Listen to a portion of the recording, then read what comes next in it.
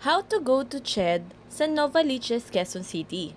Punta ka lang sa EDSA and then ride EDSA Carousel to Balintawak. Pagbaba mo nga sa Balintawak, akitin mo lang tong papunta naman sa MRT. Nandyan kasi yung exit papunta sa Balintawak Market. And then pagbaba nyo, maglakad lang po kayo hanggang sa Cloverleaf Mall.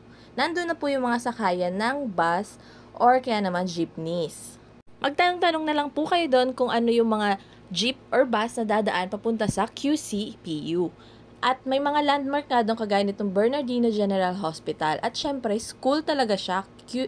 QC or Quezon City University siya. Nasa loob kasi yung CHED building. Kung pupunta kayo sa CHED, maayos yung pananamit ninyo. Hindi po siya naka-short at hindi po naka-slippers. Kailangan closed shoes po. Ituturo rin naman po sa inyo ng guard kung saan po ang CHED building. Pero make sure you have your diploma and TOR kung magpapa-CAV po kayo. At selyado na po ito ng mga school ninyo. Pagpasok nyo nga po sa building, lapit lang kayo sa guard kasi magla-login kayo doon. Tapos ito po yung price ng CAV. 80 pesos lang naman at ito naman yung mga kailangan nyo dalhin pag babalik na kayo.